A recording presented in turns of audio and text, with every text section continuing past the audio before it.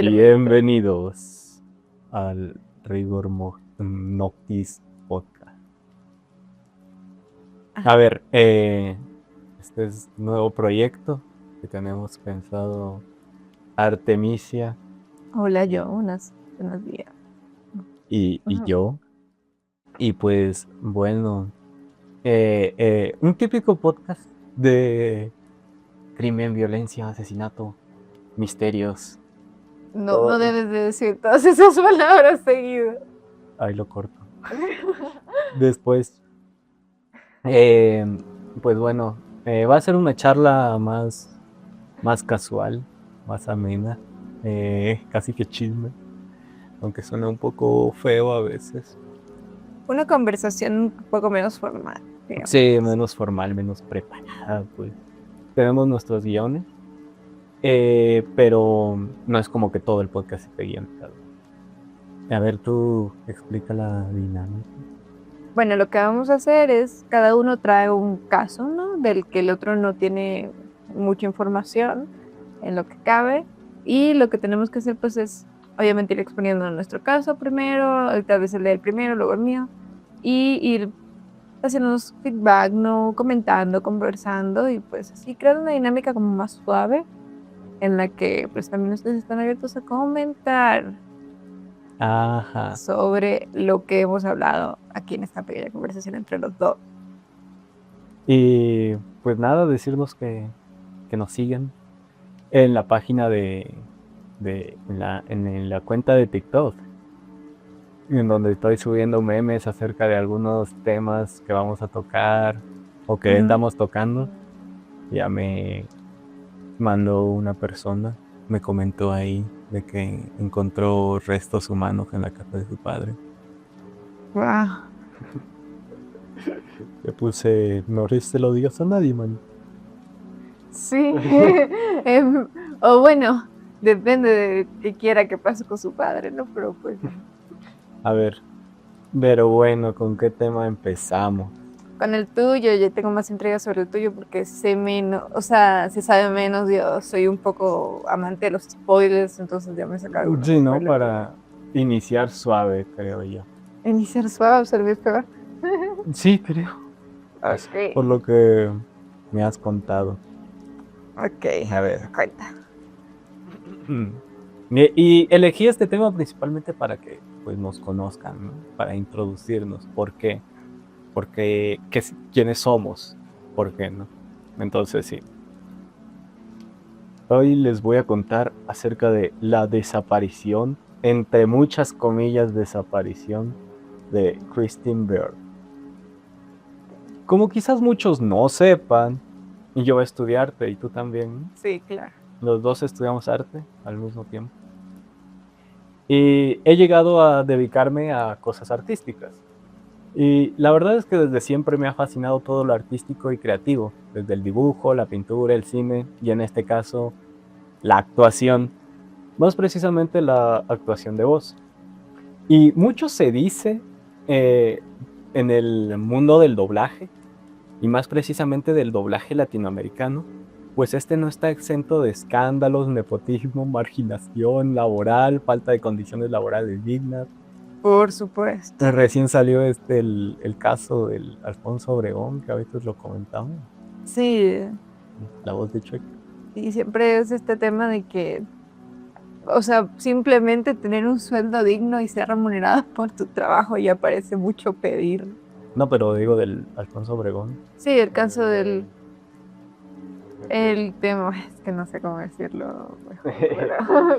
No, pues que muchos lo defendieron. Lo sacaron, ajá, muchos lo defendieron en su tiempo, lo sacaron de la cárcel por pruebas falsas y ahora resulta que era, o sea, no eso, pero pues al final se había hecho sus cosillas, entonces... Sí, no era una blanca paloma como muchos pensaron. Es que yo creo que también es irse mucho a los extremos de o es malo o es una blanca paloma. Saludos al Jeff Arblo. Bueno, entre otros, han hecho muchas veces que la gente que es fanática del medio, se refiera a este gremio como la mafia del doblaje. Porque claro, no es la única polémica. Hay mucho... Pues sí. Y aquí vamos a ver, en este caso, que hay mucho nepotismo, ¿no? De que el hijo, solo por ser el hijo. Sí, sí. Yo he llegado a ver esos memes, sobre todo, ¿no? De que de verdad, no, es que no solo es el nepotismo, es el abuso de poder, es el que es un grupo muy pequeño donde casi nadie puede entrar a menos que literalmente le lampas el piso a la gente. Sí, que seas el hijo. Hay un video del Mario Castañeda, la voz de Goku. Saludos. Que él literalmente dice, tener mi apellido te da un puesto en esto. Entonces, o sea, ellos saben que sí, que es la mafia del doblaje. Pero bueno, X, ¿no? Sin embargo, hay un caso que me llamó la atención por el misterio y el secretismo detrás de él. Hoy les traigo el caso de la desaparición de Kristen Bell. Para empezar, ¿quién es Kristen Bell? Porque no creo que la conozcas. No, yo ni tengo ni idea. Pero la conoces. Kristen Edith Merino Prado nació el 9 de noviembre de 1982 en Los Ángeles, California, en el seno de una familia artística. Su madre, Rocío Prado, y su padre, Alejandro Bird. Esto es gracioso porque el apellido real de Alejandro no es Bird, ese es su apellido materno. Su apellido paterno es Alejandro Merino. Ah, ok. Claro, es que yo por el nombre decía, debe ser de Estados Unidos. Sí, por eso te digo que no es el nombre. Bird no es el nombre real tampoco de Christine. De ella. Entonces, ¿y por qué? Porque Alejandro Merino Bird es hijo de Edith Bird. ¿Va? ¿Y quiénes son sus padres? Ambos tienen una prolífica carrera artística desempeñándose como directores y actores del medio. Y Edith Bird también era actriz y directora, ¿no? Christine inició una carrera a edad muy temprana. A finales de los 80 y principios de los 90 ya poseía el inicio de un buen portafolio, pues dio voz a varios personajes principales en series. Y su carrera, entrada en los años 2000, no haría más que consolidarse. Y aquí es donde quizá muchos puedan reconocerlo, pues entre sus personajes más famosos están la Helga Pataki de Hey Arnold, Zoe Brooks de Soy 101, Candace de las primeras 4 temporadas de Phineas y Ferb, Sakura Haruno de Naruto. Oh, o sea, la escuchaba en todos lados prácticamente. Tinkerbell en todas las películas de Tinkerbell. En 2014 cambió su residencia fija a Estados Unidos, pues como ya dije, tenía la nacionalidad estadounidense y mexicana, pues como te dije, nació en California. Claro. De ese año hasta 2016 hizo uno que otro trabajo ocasional y de manera remota en la industria, al menos hasta la finalización de la serie de Marvel Agente Carter, pues ella era el protagónico. Después de eso, nadie ha sabido de ella desde hace al menos 10 años, pues no solo no ha vuelto al medio del doblaje, la locución, sino que tampoco el cine, televisión o incluso redes sociales.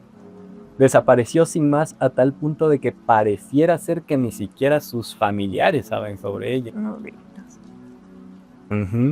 Y bueno, adentrándonos un poco más en la desaparición, Christine dio a luz a Paola Bird en 2002 y a Andrés Bird en 2004. Ambos dedicándose igualmente a la actuación de voz y teatro. Dios, o sea, ya son ¿cuántas generaciones? 3. Sí, la del 4. Padre, ella. La de la abuela. Porque la abuela también, la abuela, el padre, ella y sus hijos. Ella y sus hijos, sí. 4 generaciones. Pero bueno. Se sabe que los hijos de Christine antes de su desaparición fueron dejados a cargo de su abuela en México. Dato no menor confirmado por Rebeca Gómez, compañera del medio que dio voz a Misa Amane de Death Note. Y aquí sí voy a tener que tirar una literal fuentes TikTok, porque la fuente, literal la fuente de esa información es el TikTok de Rebeca Gómez. Y aquí lo traje. Esperen. Maestra Rebeca, ¿supo qué pasó con Christine Bird después de retirarse del doblaje? La extrañamos mucho ya que Candace Flynn y Sakura Haruno ya no son las mismas actualmente. Uy, la verdad no tengo idea. Los que he llegado a ver en estos años es a sus peques, a sus niños que ahora son todos unos hermosos seres humanos, grandes, chavitos, bueno, unos jovencitos súper educados, súper talentosos también. La señora Rocío Prado, la mamá de Christine, es la que ha estado a cargo de ellos y no sabemos qué haya pasado, no he platicado con ellos ni con su mami, entonces no tengo ni idea. Pero obviamente deseamos que esté bien, seguramente está bien porque si no, pues estaría cerca de su familia de alguna forma, ¿no? Entonces ojalá se encuentre perfectamente bien y bueno, en algún momento querrá regresar o de plano decidió ya no regresar, no lo sabemos, pero lo importante es que ella esté bien.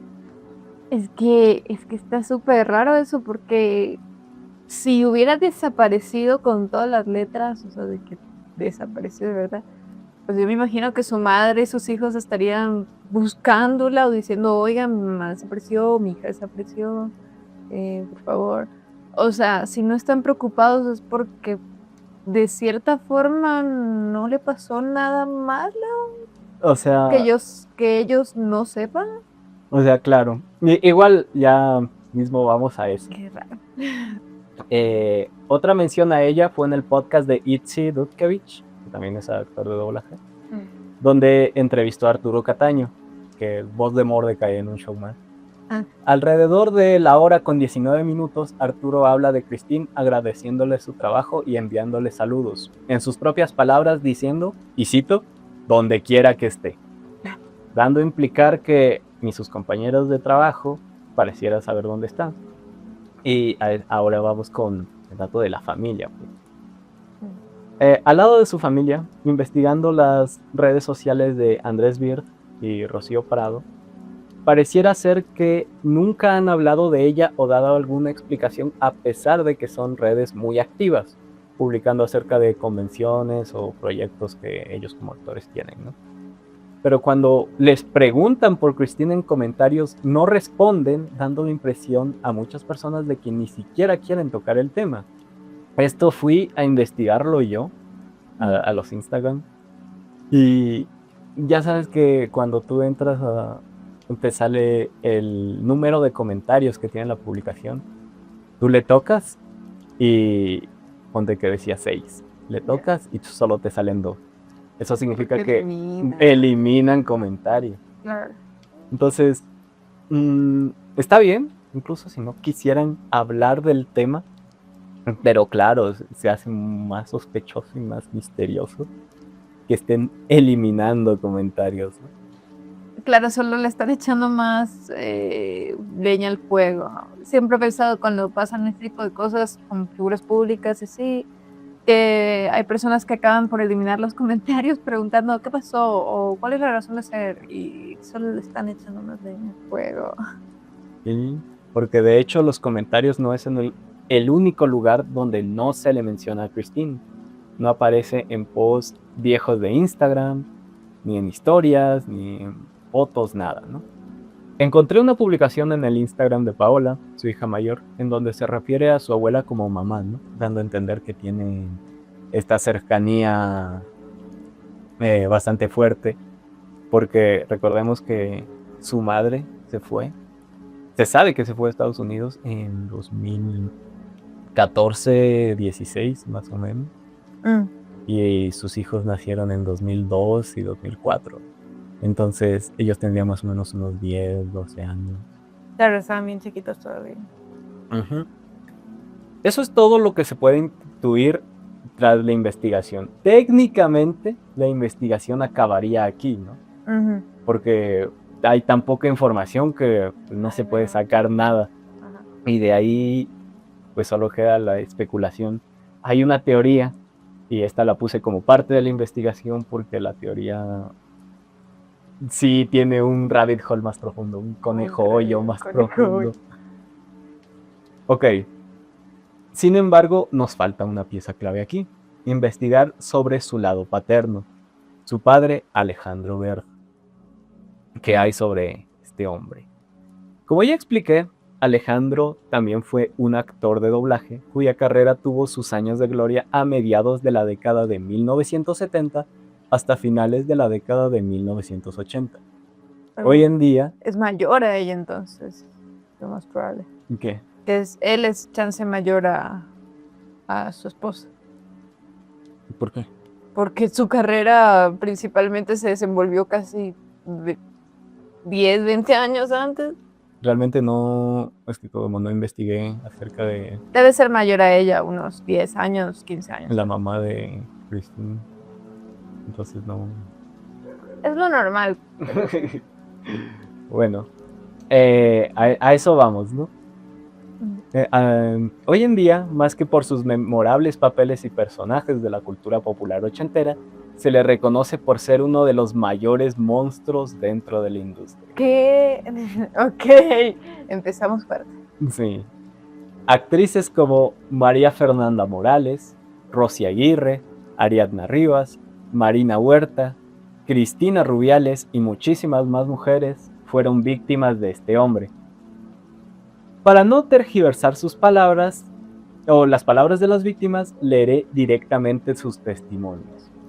Esto lo pusieron en comentarios públicos, de una publicación de Facebook. Entonces es público, ¿no? Yeah. Ok.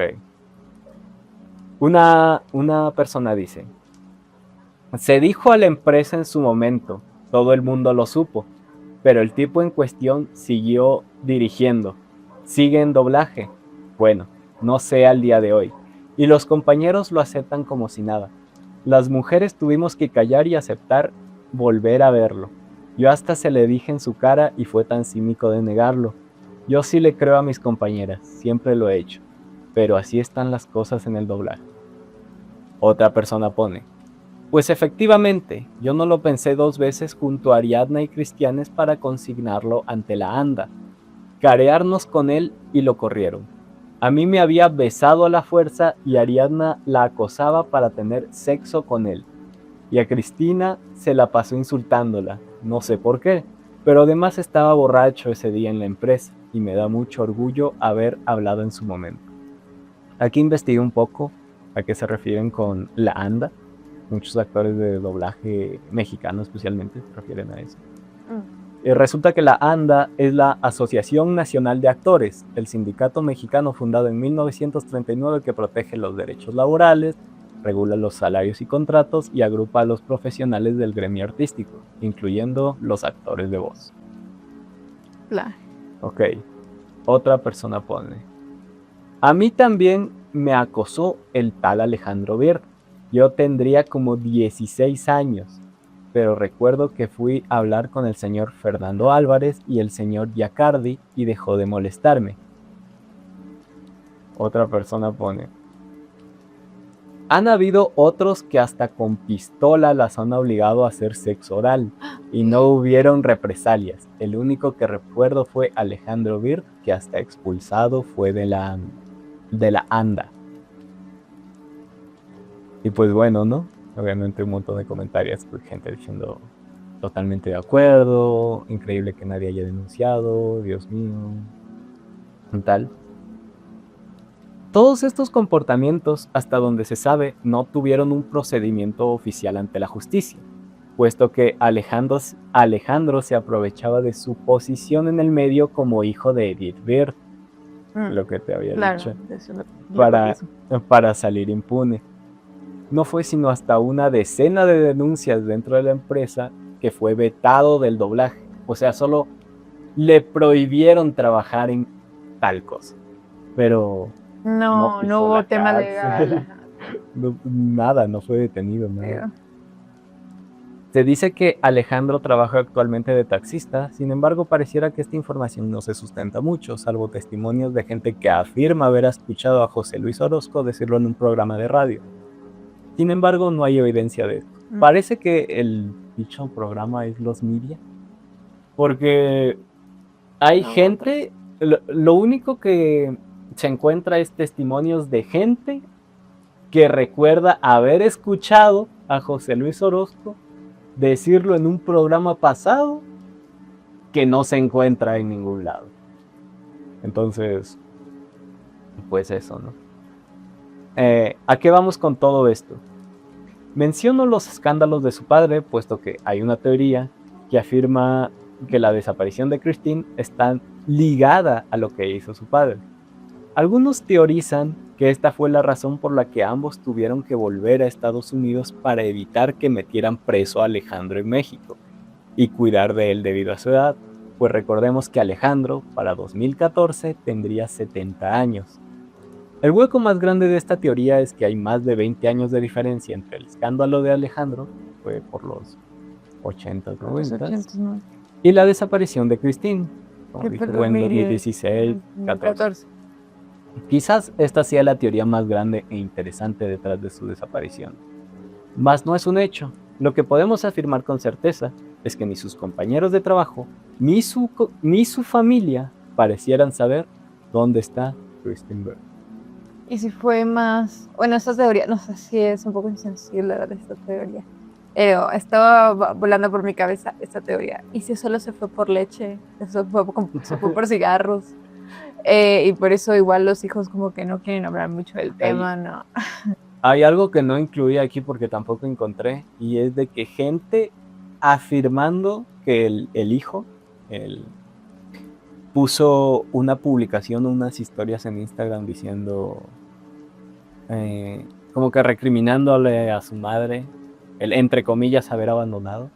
No estoy seguro, porque por eso no lo incluí, porque no encontré nada de eso. Lo mismo que con lo de los taxistas, es como gente que recuerda una historia de Instagram, que las historias duran 24 horas. Ay, no, si no las guardas, oh Dios.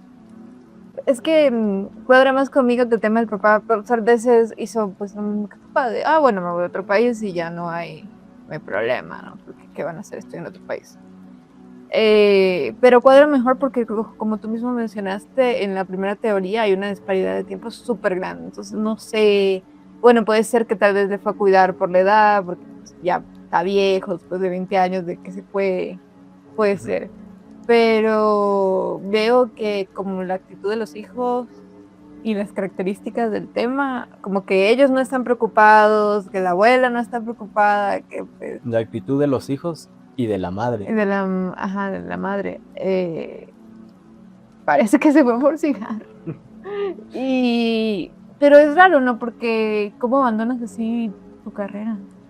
Eso es lo más misterioso, como que tienes toda una carrera súper prometedora, donde te ha ido súper bien, y dices, bueno, ya no. Hay un actor de doblaje, esta vez venezolano, que es el que hacía la voz de Robin y Chico Bestia de la serie del 2003 de los Jóvenes Titanes. Sí. Él, por ejemplo, se retiró del doblaje. No quiere que le mencionen su nombre en ningún video. Te tira un video si menciona su nombre. Porque se hizo una carrera musical y tiene un seudónimo.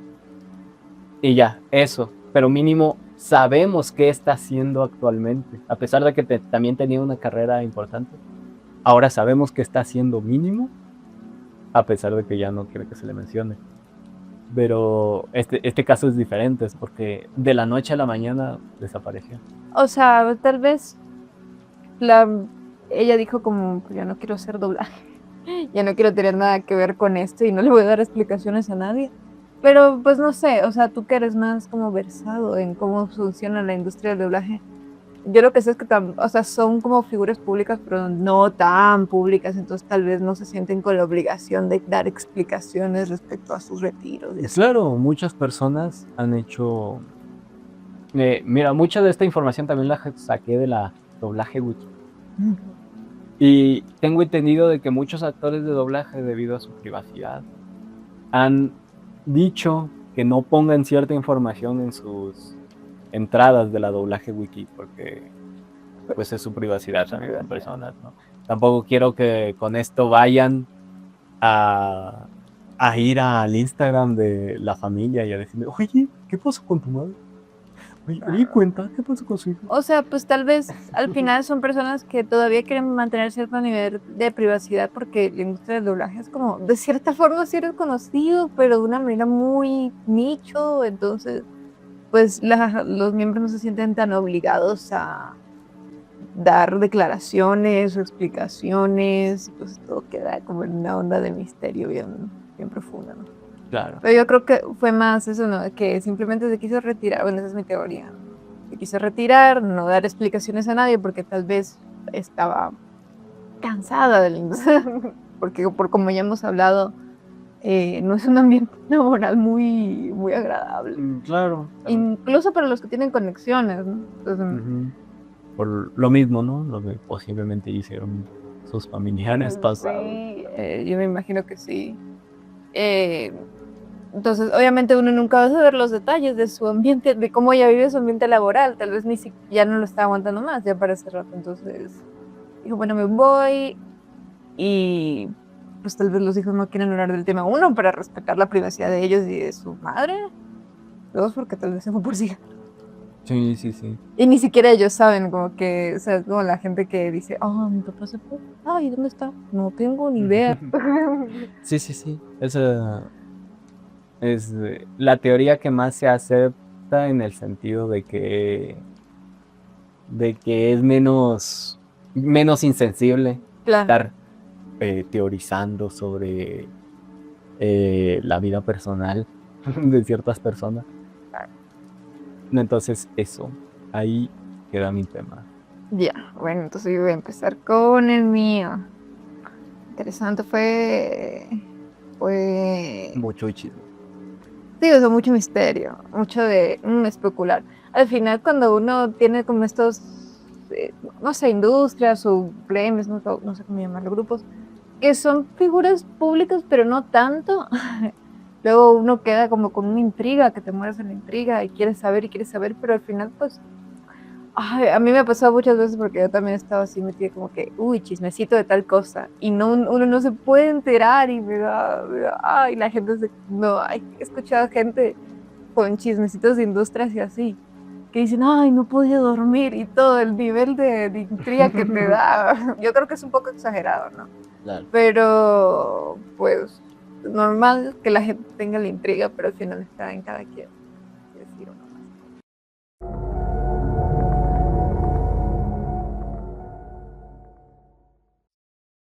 Y Claro. en cuanto a eso, pues mi tema tiene un poco eso de hay bastantes cosas que van a ser especulativas, que van a ser un poco conspiranoicas.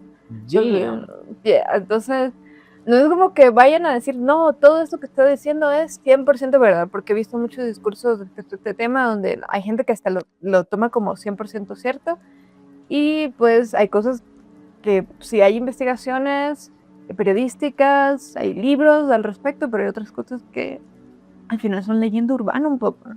Son teoría conspirativa. Entonces, ahí quedamos con ese tema, ¿no? Bueno, lo que yo voy a hablar el día de hoy son estas teorías muy controvertidas respecto a la relación que tenía Hugo Chávez con la santería. Para más contexto, yo soy venezolana, llevo bastantes años viviendo en otro lado, pero soy venezolana. Y pues me crié bastante toda mi infancia en ese contexto cultural venezolano, justamente en el apogeo del gobierno de Hugo Chávez y un poco el de Maduro. Un poco porque la verdad yo no he estado tan metida en el gobierno de Maduro, fueron pocos años que estuve más en el de Chávez. Entonces creo que tengo, autoridad para hablar respecto a los temas culturales que rodean pues todas estas teorías, ¿no? ¿De qué año entró Chávez? Bueno, eso fue antes de que yo naciera, ¿no? Fue en 1998, cuando ganó las primeras elecciones en las que él ganó siglos. Y pues cuando falleció era 2012, 2013, si no me equivoco, creo que 2003. Le dijiste a vieja a toda la gente. O sea, no, quiero decir, mírenlo así, tener un presidente, el mismo presidente desde 1998, que yo no había nacido, pues, hasta el 2013, que yo ya tenía 12 años, 13 años por ahí, dependiendo, no me acuerdo mucho cuando él falleció, ya no me acuerdo bien. Es bastante tiempo, yo creo que eso no es tan normal en una democracia. Que sea un gobierno pero tan extremadamente largo, son 20, casi, sí, 20 años, si más no me equivoco. Mi comandante. Entonces yo no he conocido otra cosa prácticamente que 20 años de Chávez, casi, y 2, 3 de Maduro por ahí. Entonces no ha habido muchos cambios, ¿no? Pero el tema aquí con lo que quiero hablar, ¿no? Es que esta persona se la vinculó durante muchísimo tiempo, un poco de teoría conspirativa de sí, con el esoterismo, la santería y el espiritismo. Ustedes dirán, ¿qué es la santería? Bueno, algunos que están por ahí, por algún lado de Latinoamérica, sabrán qué es la santería o tendrán alguna noción. ¿Como la brujería? O sea, vamos a decir que es un sincretismo de tradiciones y religiones afrodescendientes, ¿no? Afrocaribeños, más que todo,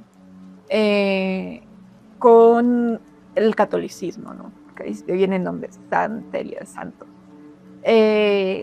Lo que pasa, o sea, sonaría muy reduccionista decirlo así, decir como que es una mezcla entre el vudú y los santos católicos, porque no todas las corrientes de la santería son vudú, o sea, son exactamente iguales al vudú, pero son tradiciones similares, ¿no? Que vienen de un origen similar, que es del continente africano. Al final, el continente africano tiene mucha diversidad y es un error que tenemos muchos, sobre todo latinoamericanos, ¿no? En general en el mundo, de reducirlos a un enorme continente. Pero al final son religiones que beben de la creencia en seres espirituales, que tienen como una cierta conexión con nosotros, plano terrenal, Con los los humanos. muertos, ¿no? O sea, no necesariamente son muertos. Por ejemplo, en el vudú se les llama loas, son como espíritus que pertenecen a otro plano, que tienen como cierto nivel de influencia sobre el mundo, nuestro mundo, ¿no? Porque cuando yo conocí el tema de la santería, recuerdo que fue un reportaje de Colombia o Venezuela, no recuerdo, que pasaron aquí y decía de que, pues bueno, de que entrevistaban a un hombre que hacía este tipo de cosas. Lo que hacía era desenterrar los cuerpos de los cementerios, ya hecho hueso, o sea, ya los esqueletos de los cementerios, Sí. y se los robaba y se los llevaba a su casa. Que no necesariamente es para comunicarse o tener una relación con estas personas que fallecieron, pero sí se utiliza mucho pues, huesos de personas fallecidas como parte de algunos rituales. Lo que pasa es que, a ver, lo que estas personas buscan hacer es a través de ciertos rituales, sacrificios y ofrendas, cultivar una relación con estos espíritus. En la santería es más como en relación a los santos, pero también hacia espíritus reales de personas muertas. No es como que, bueno, los santos también son un poco eso, pero el punto es que hay como esta idea de que tú no es que estés hablando con, por ejemplo, en el caso del vudú, loas de otra tradición religiosa africana, sino que debido al sincretismo con la religión católica, prácticamente estás hablando con santos o espíritus de personas buenas en su mayoría, de personas admirables o que representan algo desde la religión católica. Incluso algunos santos no están totalmente reconocidos por el catolicismo. Pero... Sí, la otra vez me salió, cuentas TikTok, esta vez sí, un santo que no está reconocido y es un perrito. Oh. Es un perrito, tal cual. Y la otra vez también estaba investigando. Hay muchos santos así que son extraños. Tipo, hay uno que no tiene cabeza y la está agarrando con sus manos. Y en las representaciones de pinturas y así, está caminando con su cabeza en las manos. Otro que tiene pistolas. Claro, es muy similar. Entonces, si hay gente por ahí de México viendo como que al tema de la Santa Muerte, hay santos que ni siquiera están reconocidos por la Iglesia Católica, pero para estas personas son santos. Estas personas pues les rinden no culto, sino como devoción, digamos, como respeto, ¿no? Pero también hay festividades que se relacionan a santos católicos de toda la vida, ¿no? Como por ejemplo las fiestas de San Juan. En Venezuela suelen ser algo como que súper importante para las personas que pertenecen a la santería, y hay muchos rituales pues de origen afrocaribeño, ¿no? O sea, hay tambor, hay fiesta, hay todas estas cosas. No necesariamente la santería es como, uy, oscuro. Es como muchas veces se habla de la magia y la brujería, de que va según el portador de este poder, ¿no? Muchas veces he conocido personas que me han dicho como que cada quien lo usa como más le vale. Y al final hay gente que lo usa para mal y eso también le trae consecuencias negativas, como hay gente que lo usa para bien. O sea, es un poder que tienes que puedes elegir cómo usar. La tradición es súper fuerte, o sea, la gente cambia su manera de vestir, su manera de tener su cabello, o sea, no es nada más que crees en eso y en paralelo crees en otra cosa, sino que realmente es una creencia que personas tienen que cambiar su estilo de vida, ¿no? O sea, por ejemplo, se visten todo de blanco, algunas personas se cortan el cabello, utilizan ciertos tipos de amuletos. Pero estas personas que pues le dicen santeras allá, muchos, sobre todo los que son más mayores, que tienen más experiencia, les rinden cierto respeto, ¿no? O sea, mínimo, si no le tienen miedo, le tienen respeto. Porque, pues para muchos, realmente tienen un poder real. Tienen un poder real. Su poder, como, no sé, un ejemplo, el doctor Facilier en La princesa del sapo, no es tanto de ellos, el poder es de la influencia que tienen sobre estos espíritus o santos. Y ellos siempre lo dicen como, tal santo me escucha, tal santo me guía, o él me dice cuando otras personas me mienten, él me dice cuando otras personas me quieren hacer daño, entonces yo sé más porque tengo de mi lado a estos santos, estos espíritus. Entonces, eso es lo que me da sabiduría, saber el pasado, saber el futuro, saber de lo que hacen otras personas sobre mí o sobre otros, ¿no? Entonces, son gente que hay que tenerles bastante respeto. Yo, como me crié en ese contexto, sí creo un poco en la cierta influencia que tienen, ¿no? Si yo, que pues me crié en una ciudad grande, sin tanta influencia del campo y todo lo demás, creo de cierta forma en estas cosas. Me cuesta no creer a veces. Es que igual hay países con culturas que están más apegados a eso que otras. Claro. Incluso cuando creemos que son lugares súper urbanos, modernos, entre comillas. Pero, y igualmente es parte de la cultura, la gente. Claro, pero a esto justamente quería llegar, ¿no? En Venezuela normalmente los que más creen en eso son personas que vienen de contextos rurales, ¿no? Incluso los que venimos de urbanos también creemos un poco. Pero el caso de Chávez es especial porque pues él viene de un contexto súper rural. Chávez... Historia de Chávez. Cátedra de Chávez. Cátedra de Chávez. Y esto ni siquiera tuve así que ponerme yo a investigar un montón, meterme en la Wikipedia, ya me la sé de memoria. Ya. Okay. Para que tengan una idea. Fuentes, Artemis. Sí, fuentes mi educación, mi educación primaria y secundaria. Y mi abuela siempre contaba la historia. Pero Chávez viene de Barinas. Barinas es un estado en la zona de los llanos venezolanos. Llanos es como una sabana, ¿no? En la zona central del país. Es el interior y son zonas rurales. O sea, casi toda Venezuela es rural, a excepción de unas cuantas ciudades grandes. Entonces, él creció en una zona rural, donde ese tipo de creencias eran súper influyentes. O sea, y es como para meternos en la mente de él. Era prácticamente una realidad. O sea, entonces... Claro.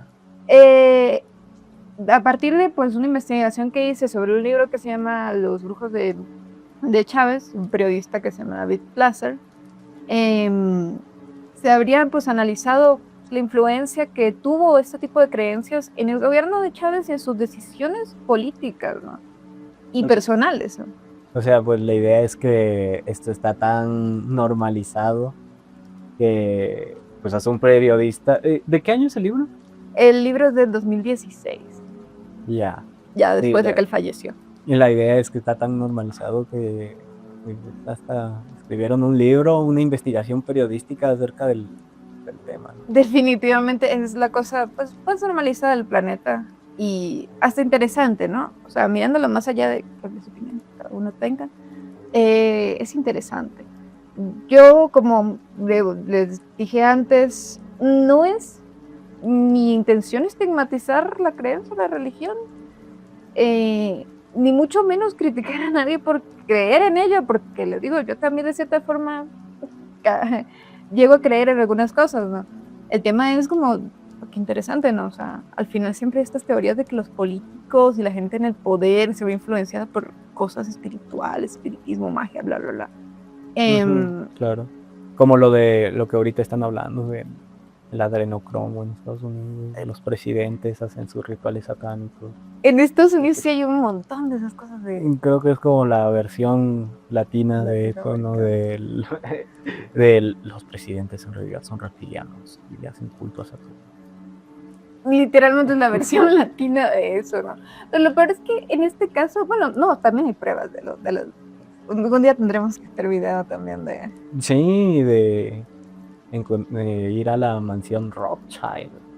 Sí, porque incluso ellos hacen la carta astral y esas cosas. Y le digo, no es...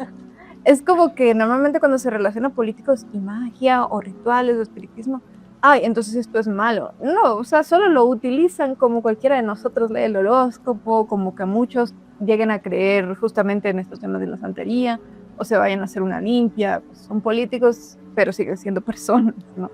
Entonces, claro. Chávez, según el reportaje, ¿no? En sus inicios conoce a una mujer, ¿no? Una mujer que conoció justamente esos primeros años antes de presidente. En sus inicios. En sus inicios. En sus primeros. Todo redundante. O sea, antes de ser presidente. Claro, antes de siquiera empezar él era militar, su carrera ¿no? política. Ajá, él era militar. Él empezó, a ver, vamos a... Tengo los específicos. Él sale de Barinas, va a Caracas porque quería ser beisbolista. Siempre todo empieza porque quiere hacer alguna cosa y no lo logra. Quería Saludos al pintor usted. O al poeta italiano. Poeta italiano. Él quería ser beisbolista. No se le dio. Y pues dice, ¿ahora qué hago? Y se mete a la militar. La verdad, en Venezuela en esos tiempos, por lo que sé de mi propia familia, ¿no? Era una carrera bastante decente, o sea, uno podía llegar a tener una vida buena siendo militar, o sea, podías estudiar en la universidad, tenías un sueldo, tenías un trabajo, y para un chico que venía de un contexto rural, porque era súper joven, creo que no tenía más de 20 años, no tenía, un chico que viene de un contexto rural y todo lo demás, pues bastante bien, ¿no? Era lo que más o menos hacían todos los hombres que migraban del campo a la ciudad. Sí. Pero pues obviamente su tema con la gran ciudad, con su contexto rural, ¿no? Lo acercaba a estas cosas, ¿no? Él, por ejemplo, era muy aficionado a la lectura de cartas. En Venezuela se hace mucho, en muchos países de Latam se hace mucho, ¿no? Eso. De las cartas españolas de... No sé si tú conoces, pero... Las monedas. Guasón. No, las que tienen moneditas y espadas y son para jugar. No, yo nunca los he jugado, ¿no? Pero son juegos como un juego originario de España. Ni idea. Bueno, en Venezuela algunos juegan esto. Yo no lo he jugado porque no entiendo los juegos de carta en general. Pero hay gente que utiliza esas cartas, sobre todo algunas personas en la santería justamente, y saben leértelas como que si fueran las cartas del horóscopo, pero no son las mismas cartas del horóscopo. Ah, ok. Pero te las leen igual, más o menos similar. Entonces, él siempre iba, según el reportaje, a leerse las cartas.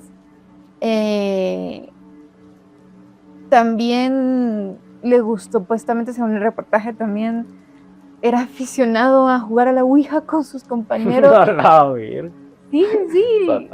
O sea, según el reportaje, por ejemplo, se unía con sus compañeros que eran parte de su mismo partido en la militar. Ya de adulto, pues. Cuando estaba en la militar. ¿Qué años sería más o menos? Esos eran, según me cuentan, por ahí mediados de los 80. Por los 80, sí, los mediados de los 80. Igual se me hace raro también porque en muchos países de Latinoamérica, finales de los 80, principios de los 90 y hasta los 2000, había el pánico satánico, que también vino de Estados Unidos, esa idea del pánico satánico. Evangelión. el Dios contra el humano. Lo que pasa es que justamente tenemos que ver el contexto cultural venezolano. Sí había estigmatización respecto a este tipo de cosas, ¿no? Hello Kitty, Julián. Pero al mismo tiempo, justamente por el tema de la santería, siempre existió como esta convivencia entre lo espiritual, la lectura de cartas, la ouija, ese tema de los muertos, mezclado un poco con el tema de la religión, y para muchas personas, sobre todo que crecieron en ese contexto, no era algo que tuviera mucho conflicto con lo religioso, porque ya crecieron en un contexto donde el espiritismo y los rituales eran parte de la religión, eran como paralelos a... Era un poco esta diferencia entre la religión, porque como yo estudié arte, Claro. hablamos mucho de este tema de la cultura, y justamente con la religión se habla de que hay una religión institucional y una religión cultural. Ujú. La religión cultural es la religión que la gente practica en su día a día, y en Venezuela en su día a día no había ningún problema. O sea, había gente que te criticaba y así, pero en general no había Claro, mucho problema. en teoría son países en su mayoría católicos. Ajá. Igual es similar a lo que decías del sincretismo cultural, sincretismo religioso. Recuerdo que en la facultad aprendimos acerca de este niño Dios Inca, Ciertamente. que está en Perú. El niño, déjame lo busco, el niño Manuelito. Niño Dios católico vestido con uncu, túnica andina y mascaipacha. La borla imperial del Zapa Inca.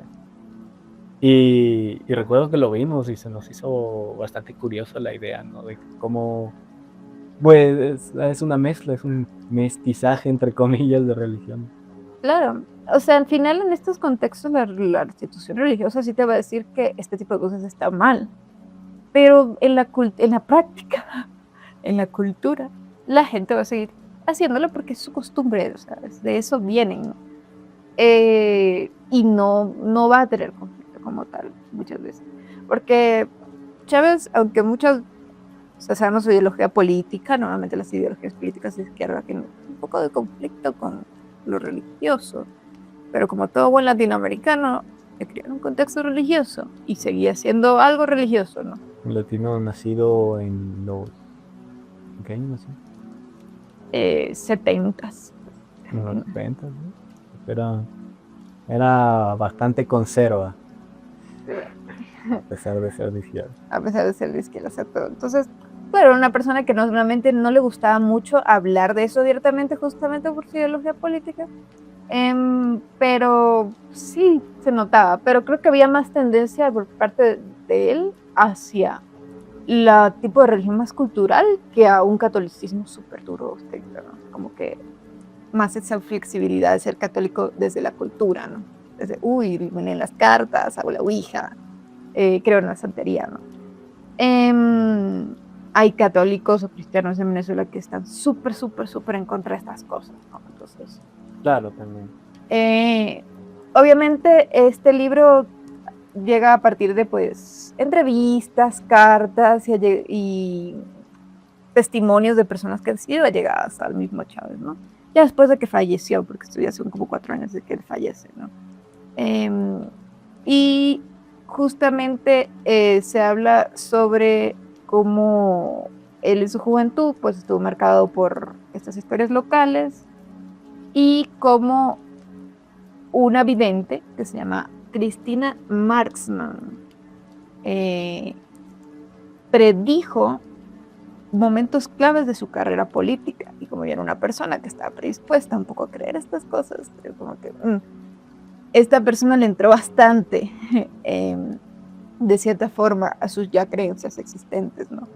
Predijo momentos como cuándo iba a ganar, no exactamente fechas, pero que iba a ganar las elecciones en cierto tiempo, que moriría joven, porque él no vive mucho, murió a los 59 años, no es tan viejo, o sea, no es tan joven, pero tampoco tan viejo. Claro. Y aparte él tuvo full influencia del Cuba, ¿no? O sea, sabemos que él era pues, amigo de Fidel Castro, y en Cuba también la tradición de la santería es súper fuerte, ¿no? Creo que es uno de los países más conocidos por eso, ¿no? Pero pues la tradición de la santería en Venezuela es similar a la cubana, ¿no?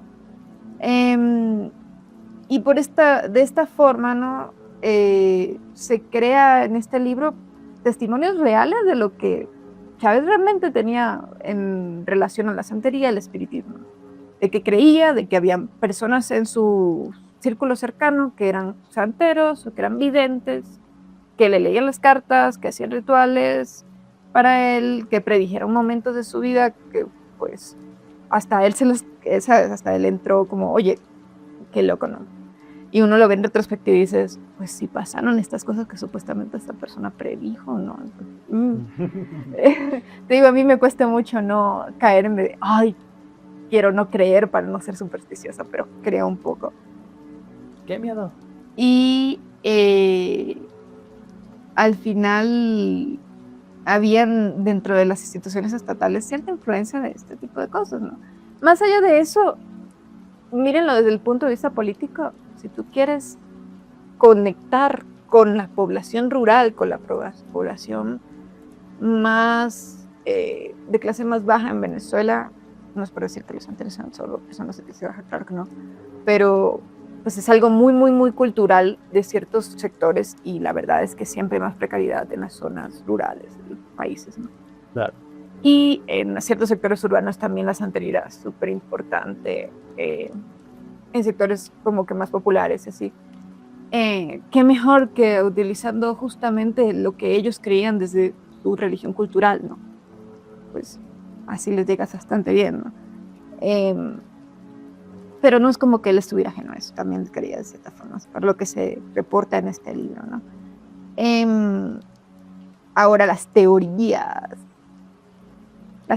que tienen ciertas personas que apuntan a esto tienen relación con la santería. Okay. No hay pruebas de nada de esto, son teorías. Okay. Pero son divertidas, como que interesantes, ¿no? Okay. 1. Simón Bolívar. Por allá, yo me acuerdo, por allá del 2010 se ocurrió una exhumación de los restos de Simón Bolívar. Ok. Estaba en otra zona y exhumaron los restos y lo pasaron a un mausoleo que estaba en el Panteón Nacional. Yo, no voy a decir mi dirección, pero yo vivía cerca. Me voy a doxear. No me voy a doxear. Bueno, no me pueden doxear porque ya no vivo ahí. Pero yo vivía cerca. Y sí fui a ese mausoleo. Es una cosa impresionante. O sea, a ver, he visto muchas cosas en este mundo, pero el Chávez se tomó personal el hacer un mausoleo lo mejor que le fuera posible. Grande, apoteósico, bonito, con una arquitectura pues bien cuidada. Solo para los restos de Simón Bolívar. Yo entiendo que de cierta forma es un tema de, ¿cómo sería? Turismo, ¿no? Claro, bueno, igual es parte de la historia del país. Simón Bolívar era venezolano. A pesar de que aquí también se le tiene mucha estima, igual me imagino que haya más. Sí, o sea, el nivel, sobre todo en esa época con el tema del chavismo, el nivel de pues, en la posición en la que se encontraba, ¿no? Simón Bolívar era súper alta, ¿no? Como, ¿sabes? Casi que ocultó la personalidad de esta persona, no que era una persona real al final. Pero sí se le hizo un enorme mausoleo que yo lo vi y tenía muchos simbolismos, ¿sabes? O sea, por ejemplo, donde estaba él había como una especie de pirámide que estaba por encima. Yo llegué a ver símbolos de la masonería. Yo decía, qué raro. Pues, o sea, yo entiendo que Simón Bolívar era masón, ¿no? También. Pero era como que todo el mundo, ¿sabes? Como que la de encontrando los símbolos y en Saturno y todo. Eso nunca he escuchado. Sí. O sea, bueno, está bueno. Casi todos los próceres latinoamericanos tenían algún tipo de afiliación con la masonería. Está bueno traer un tema así también. Incluso acá en Ecuador, Bolívar masón. Que le toman full, si más no me equivoco. La secuela de Hugo Chávez Frontera. Si más no me podría ser. No solo él, o sea, hay varios, ¿no? Francisca Miranda creo que también era, Antonio José de Sucre, que acá en Ecuador como que tiene como full importancia. Casi todos, hay teorías y todo sobre la independencia fue una orquesta de la masonería. las independencias latinoamericanas, ¿no? Entonces, había todo como una cosa súper intensa y se hizo un reportaje súper largo de cómo movían los restos de Simón Bolívar de un lugar al otro.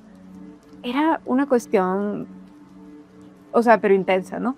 Pero lo que existe de teoría es que había presencia de altares y objetos esotéricos en el Palacio de Miraflores en este momento en el que ocurrió pues, el tema de la exhumación. Y hay mucha gente que teoriza que la exhumación del cuerpo de Bolívar lo hicieron para hacer rituales con el cuerpo de esta persona. Es como la cabeza de Walt Disney congelada en los bóvedos. O sea, prácticamente hay gente que dice que lo exhumaron para hacer rituales de santería, porque Con su como tú mismo cadáver. mencionaste antes, se utiliza eso, ¿no? Sí, los Para- huesitos. Para consolidar el poder político de Chávez. Bolívar el héroe. Bueno, eso es una teoría, gente, tampoco estamos diciendo que así sea, ¿no? Pero pues, hay gente que lo dice en los rumores, ¿no? Claro.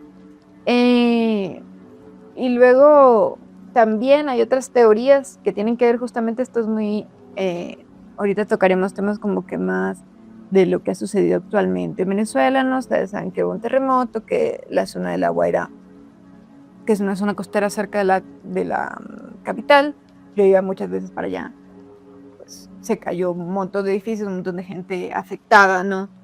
Pero antes de eso, en los 1999, aquí ya lo coloqué, las fechas exactas. Por ahí está, creo que era 15 y 16 de diciembre. Sí, 15 y 16 de diciembre de 1999 ocurrió algo llamado la tragedia de Vargas. Esto fue como, aquí en Ecuador le dicen aluvión, no sé cómo le dirán en esos países, ocurrió allá le decimos deslave, ¿no? Que hay una cantidad extrema de lluvias, y luego se sale un montón de sedimento de las montañas y eso pues cae directamente hacia donde viven personas y todo lo demás. Y lo peor fue que aparte pues es una zona costera, entonces todo eso se conectó con el mar. Entonces fue una tragedia de proporciones enormes, un montón de gente fallecida.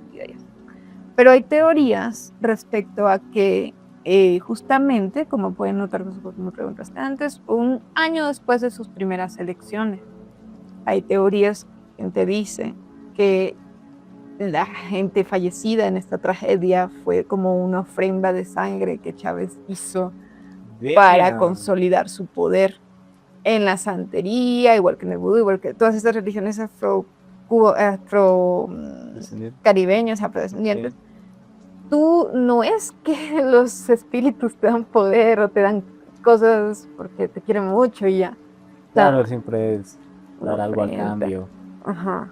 Normalmente las ofrendas de sangre son gallinas, palomas, caimanes, a veces también animales en general. Claro, igual con el sincretismo me imagino que también cambia según la zona geográfica de donde estés. Tipo, claro, en un país puede ser un animal, en otro país, como no hay ese animal, pues lo reemplazamos. Otro animal. La cosa es como sacrificar algo, ¿no? Ajá. Pero como todo, sí, los que se han visto Full Metal Alchemist, todo, tú tienes que dar el nivel de lo que pides, o sea, mientras más pides, más tienes que entregar a cambio, no es así como así, ¿no? El principio del alquimia. Claro, el principio del intercambio equivalente se le llama. Sí. Entonces, las teorías son es que si él está pidiendo un poder casi para toda su vida, ¿no? ¿Qué vas a dar a cambio? ¿Qué vas a ofrecer?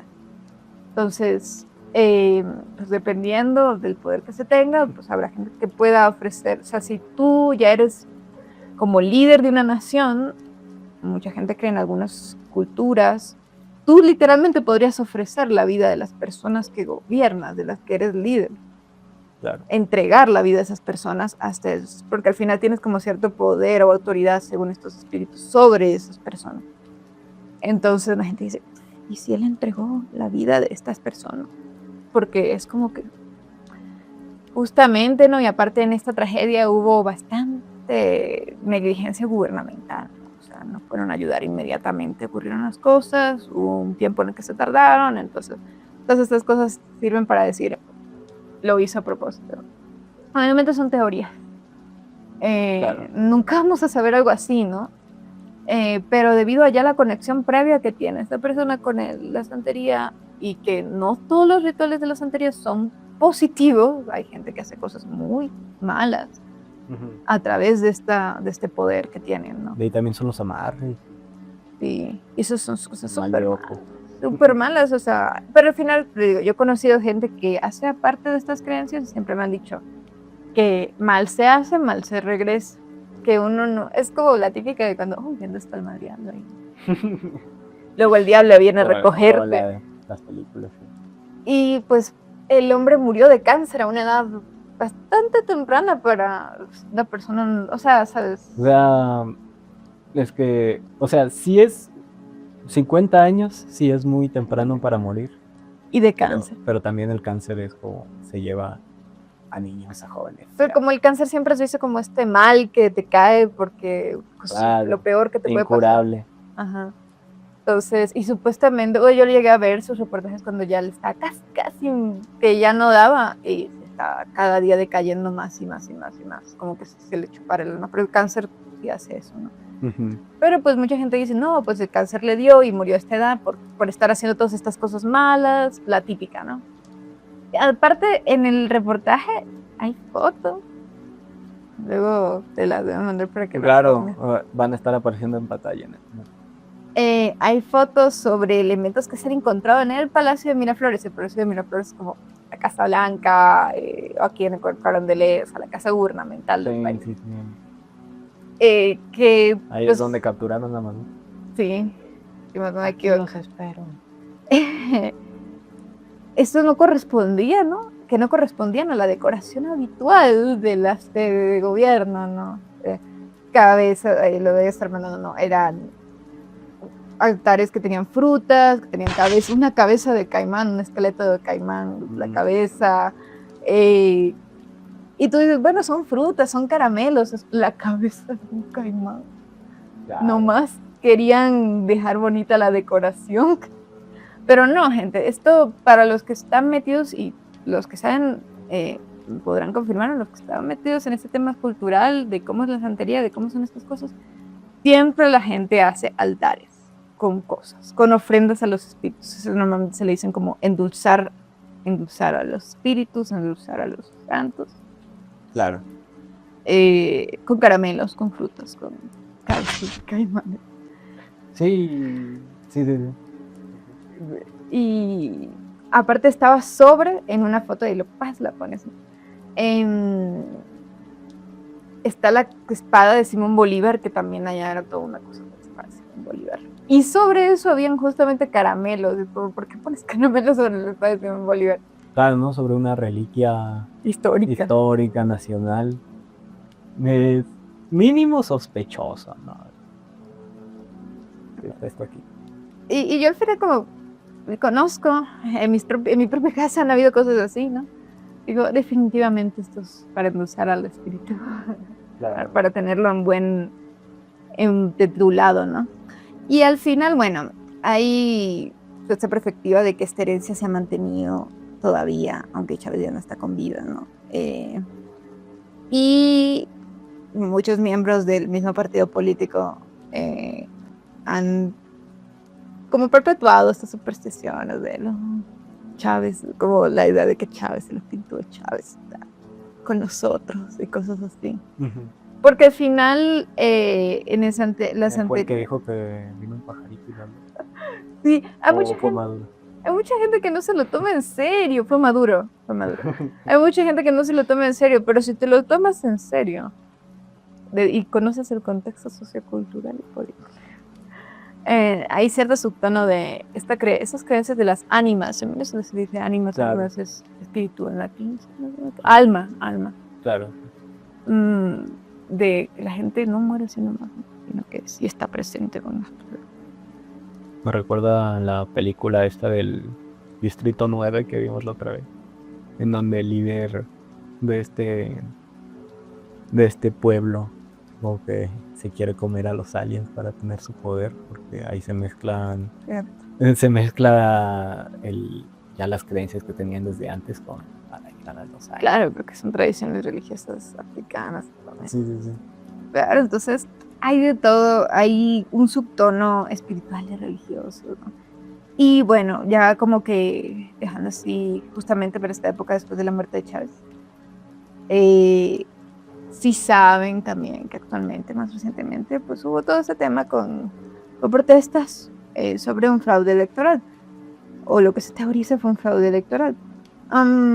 Esto ha ocurrido muchas veces. Yo ya digo, o sea, yo he vivido como 3 olas, creo, de protestas, ¿no? Pero recientemente había toda esta teoría que a mí me parecía una locura, ¿no? O sea, wow, esto no pasaría en casi ningún lado.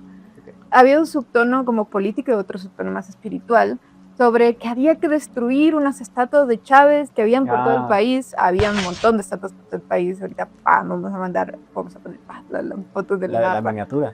Sí, ajá, la del mapa, justamente con las estatuas que han sido destruidas, según se reportó. Porque hay más, o sea, todavía quedan más en pie.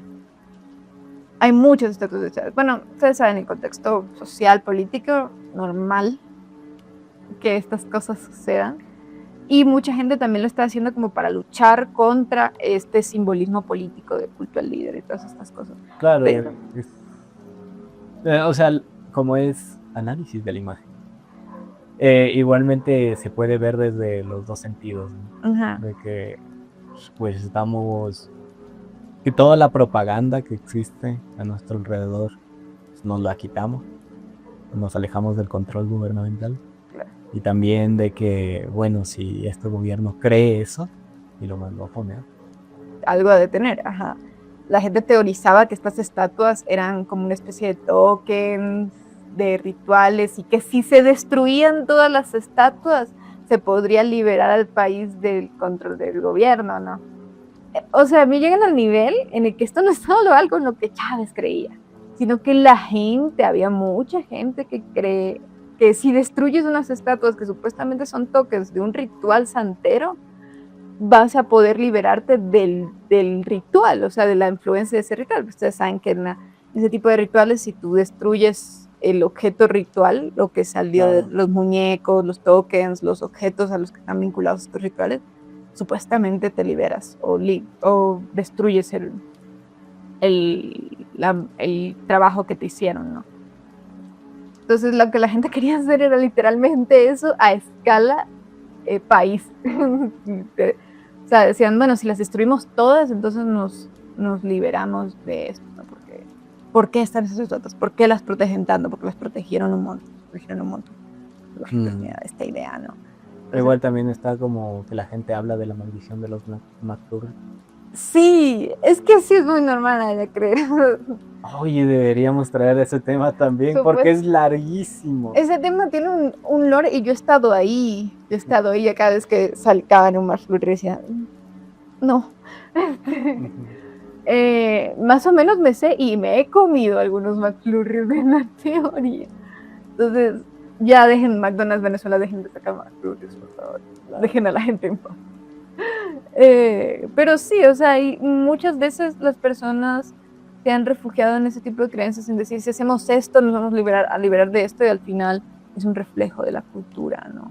De que al final, no sé, de que estas cosas que están más allá de nosotros son el camino para sacarnos de eso, o más bien son lo que nos hacen daño. Entonces, muy, muy interesante, ¿no? Al final, que no es solo algo del gobierno, de que esto es algo cultural. Hasta yo me llegué a creer y decía, sí, destrúyelas por si acaso. Claro. Por si acaso, a ver, veamos. Si no pasa nada, pues no pasa nada, pero si pasa algo, pues pasó. Entonces, es muy interesante, ¿no? Al final. Son como las partes más enigmáticas y misteriosas del mismo sistema chavista. Y pues, más allá de pues, esas creencias personales que cada uno tengamos, ¿no? La superstición, los rituales y todos estos simbolismos hacían parte de esta realidad, ¿no? Por más que creamos que es malo o no, si es bueno, que es malo, que sí, No, depende de quién lo haga, ¿no? o incluso si una persona escéptica dirá, pues bueno, es una pendejada. Y eso no quita que sea que esas cosas, cuanto menos sospechosas, pasaron de lo del caimán, ¿no? Entonces, aunque incluso si no existiera, mínimo estas personas creían que iban a obtener algo haciendo eso. Claro, Entonces, al menos ellos lo creían. Y aparte, la población del país llegaba a creer que si hacías algo al respecto de lo que ellos hacían y creían, tal vez algo podíamos conseguir positivo, ¿no? ¿Sabes? claro, Entonces, que la gente no creía que el gobierno pusiera estatuas, hiciera mausoleos, exhumara a Simón Bolívar, nada más porque sí, sino que también hay esta teoría como paralela de que no es solo por cosas políticas, sino también por cosas espirituales. ujú, Entonces, muy interesante, siempre me presiona en eso, muy interesante. claro. Sobre lo que mencionaste de esta mujer que veía visiones del... Ah, que leía cartas. Sí, al A Hugo Chávez. Igual, la otra vez estaba investigando y me salió un concepto.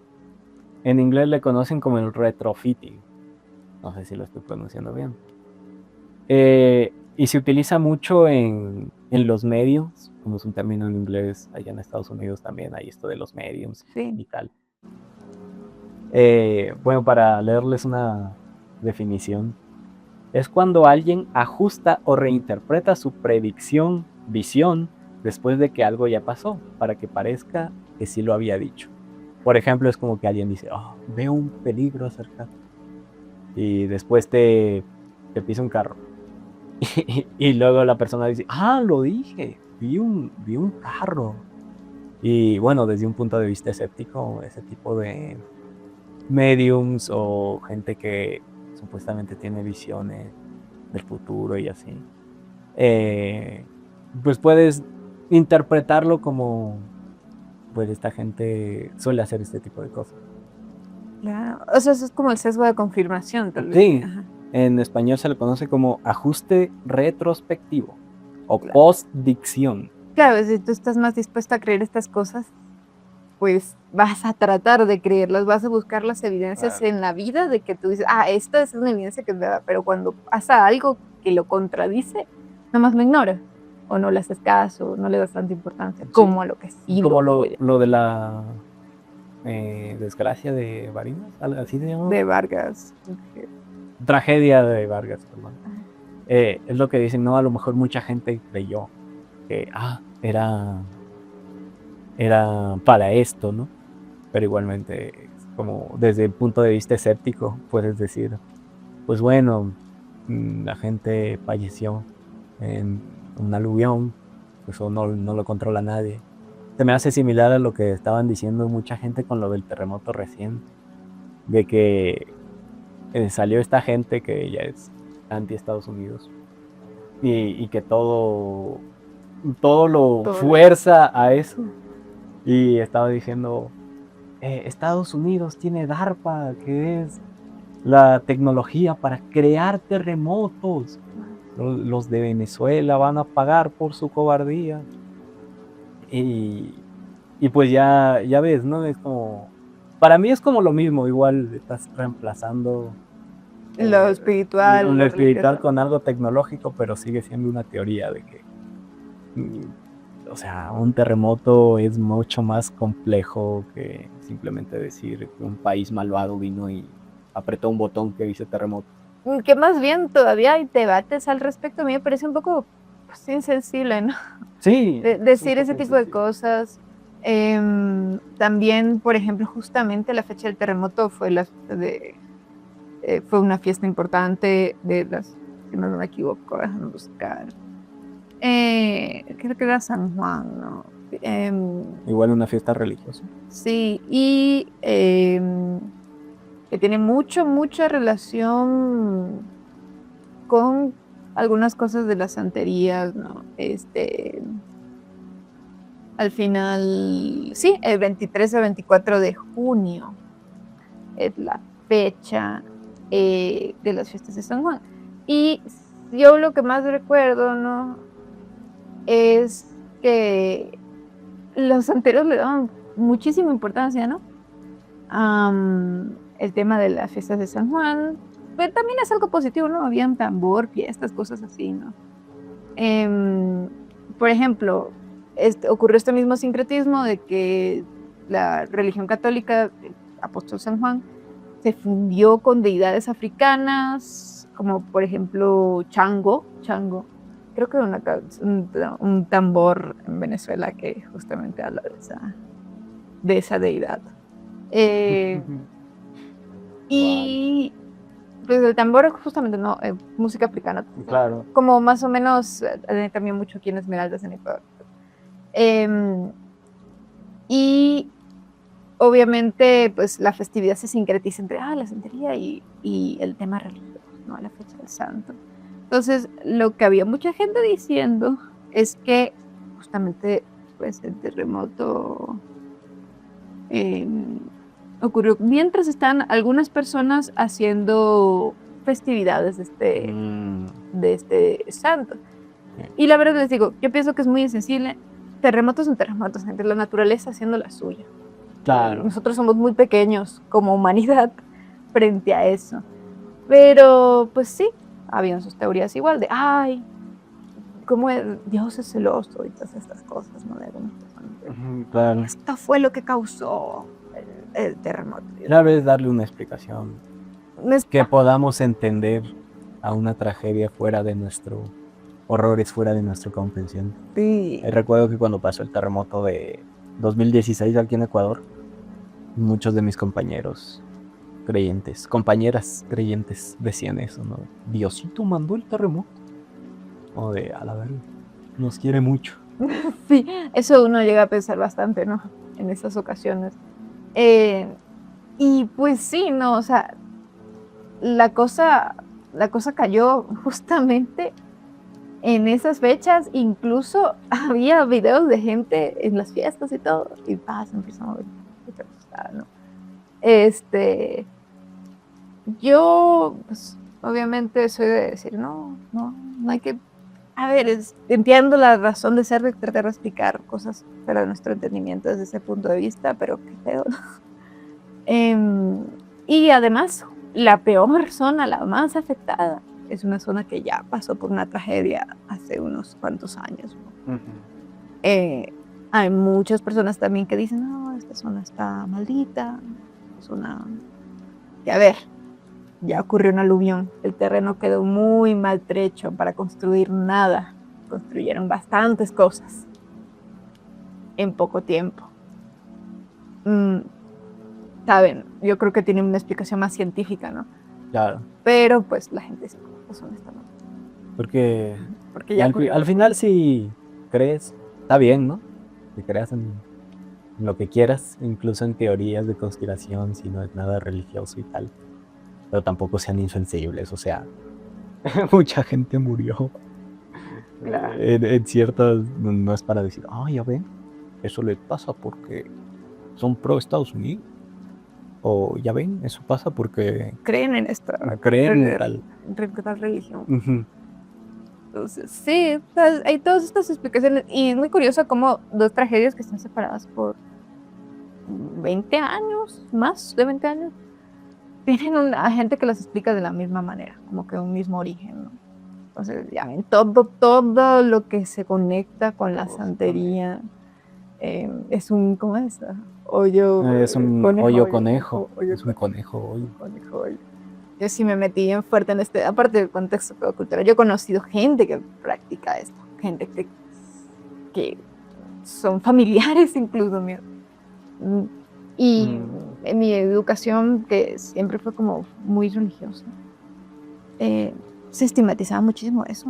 Era como que cuidado, porque con lo que estás hablando no son espíritus, es el diablo. Claro. Entonces, a mí me costó mucho sacarme ese sesgo religioso de, alejémonos de estas personas, porque qué miedo. No, entonces, imagínense todo este tema, ¿no? Incluso he visto personas de un día para otro vestirse de blanco, cortarse el cabello y ponerse unos amuletos de, es que ahora sí son tierras. ¿Qué está pasando? Yeah. Yo sé que acá en Ecuador es una cultura más predominante de la costa. Yo también era de zona costera ahí en Venezuela, ¿no? Aunque todo lo que se influencia desde lo africano. Sí, Pero, sí. pero allá como que se ha extendido incluso más allá de la costa, ¿no? Por ejemplo, Chávez es más del interior, de los llanos, igualito está influenciadísimo por eso, ¿no? Pues bueno, qué interesante caso. Está muy bueno. E incluso que ya exista un libro, ¿no? Y no he visto mucha gente hablar de esto. Metámonos en más. Aquí sacando temas para conejos hoyos nuevos. El masonería de Bolívar. Simón Bolívar Simón Bolívar masón, precuela de Hugo Chávez Santero. Santero. Es que de verdad. Que también he conocido gente que pertenece a la masonería. No habla mucho de eso. Les cuesta mucho sacarle las cosas. El logo de la universidad, te acuerdo que tuvimos una clase acerca de los símbolos masónicos. Los símbolos masónicos están en todos lados, gente. Si empiezan a hacer edits de Saturno y... No, claro, es que recuerdo cuando todo esto de los masones, por ahí de los 90, era una teoría. Y luego ya, ahorita se acepta que efectivamente existieron. Y incluso si muchos dicen, sí existieron, pero eran unos pendejos, no sé, no hacían nada. Pues existieron. Aunque muchos en su tiempo decían, no, eso es una teoría de conspiración. O sea, existen y hacen sus rituales, hacen sus cosas, pero no necesariamente significa que funcionen. Claro. O que tengan alguna cuestión mágica, aunque supuestamente no puede ser ateo para estar allí. Pues bueno, gran caso. Ahora sí, vamos a hacer nuestra sección... Películas de terror. Sí. Ok, ¿cómo quieres empezar tú? A ver, yo estuve... Bueno, tú me ayudaste a investigar más bien. Sobre películas de terror. Bueno, no tanto de terror. Como recomendación para... Yo creo que es más thriller, ¿no? Thriller psicológico, ¿no? Sobre estos temas de las religiones afrocubanas. Y encontramos una que a mí me pareció de las mejores que podríamos recomendar, si tiene una buena sinopsis. Se llama Los Creyentes, de 1987. Es vieja. ¿Ni te la viste? O sea, más o menos me vi los trailers y un poco, pero no me dio mucho tiempo para terminar. ¿De qué países? Esa es una película estadounidense. Lo que pasa es que habla sobre un psicólogo, ¿no? Descubre una red de crímenes vinculados a los sacrificios de las religiones afrocubanas en Nueva York. Es una película gringa, ¿no? Obviamente tiene todo ese tema de los migrantes y todo lo demás, sus culturas específicas. Entonces, como disclaimer, y aparte de los 80, ¿no? Hay como, no van a tomar de la mejor manera. Claro, a lo mejor hay alguna racistada, pero ni modo. Pero pues al final es una película de thriller psicológico. El tema es los crímenes vinculados a rituales de sacrificio. Claro, el contexto es el sacrificio. Ajá. La historia es más de psicólogo. Ajá. Okay.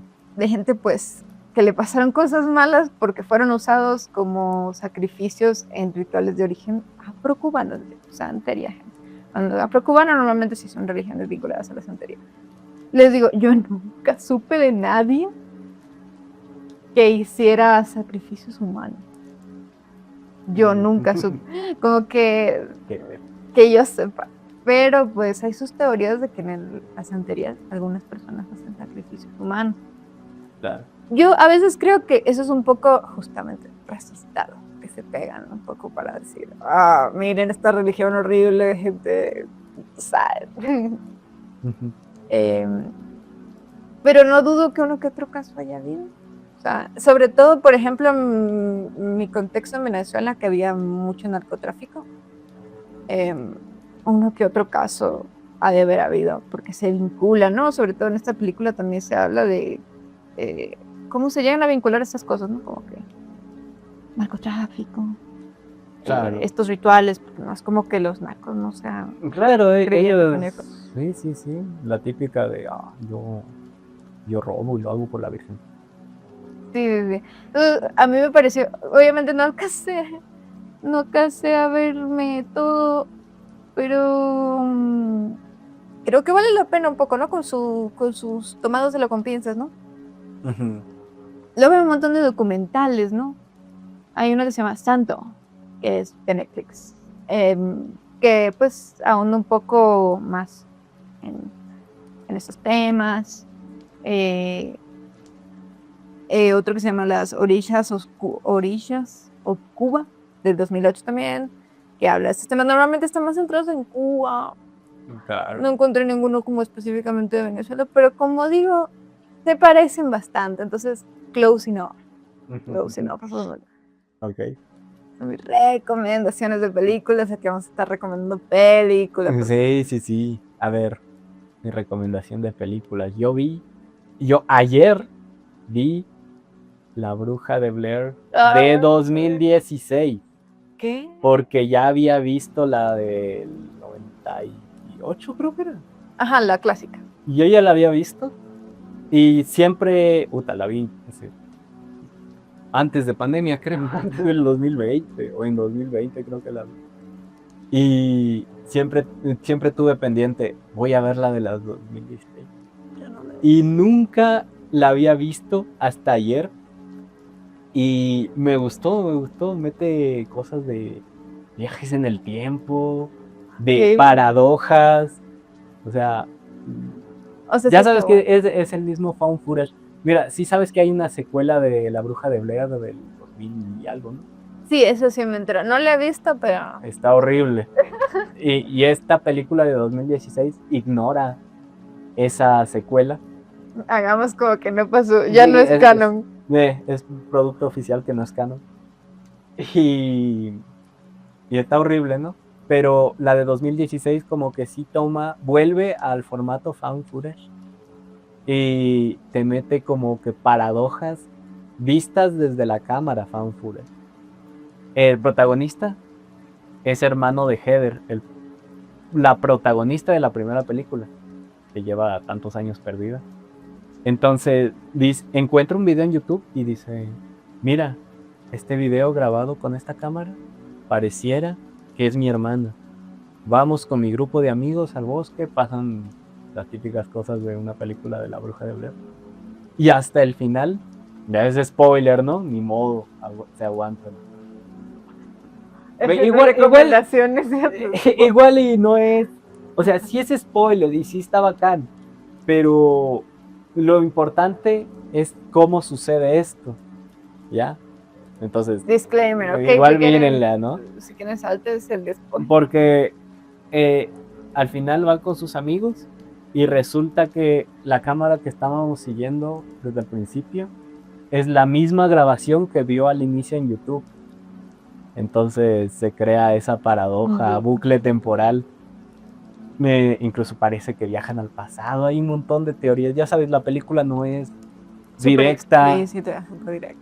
Igual que la primera, es un buen tributo. Y no recuerdo qué productora, no sé si es Blumhouse, que va a sacar una película de La Bruja de Blair el año que viene. Entonces, si no se han visto las películas, véanlas. Ignoren El Libro de las Sombras, que es la secuela. Está horrible. Yo dije, yo no me voy a perder el tiempo viendo eso. Está horrible, nada que ver. Y bueno, ahí acabaría mi recomendación. Uy, bueno, aquí en este increíble podcast habrán teorías, chismes y mucho cine. Y mucho cine también. Bueno, la idea es esa, ¿no? A ver, espero que le vaya bien al podcast y podamos seguir hablando de este tipo de cosas. Sí. Si alguien por allí pues nos está viendo y tiene alguna idea, igual podríamos hablar. No solo de eso, sino también de que yo vivo en este lugar de Venezuela y vi esto, ¿no? Yo vi tal publicación. Cualquiera de los temas que vimos el día de hoy, adelante, ¿no? Adelante. Igual muchas gracias por comentar. No te digo que comentó este chico que dijo que encontró restos en la casa de su padre. Sí. Entonces, Como que eso no se comenta en internet. no se lo digas Pero a gracias nadie. por el aporte. No se lo digas a nadie, manos. Pero bueno, eso sería todo por Denle hoy. like, suscríbanse. Suscríbanse, por favor. Voy a cortar caso por caso y irlo subiendo como videos de YouTube, igual así, hablado. Eso. Muchas gracias. Hasta luego.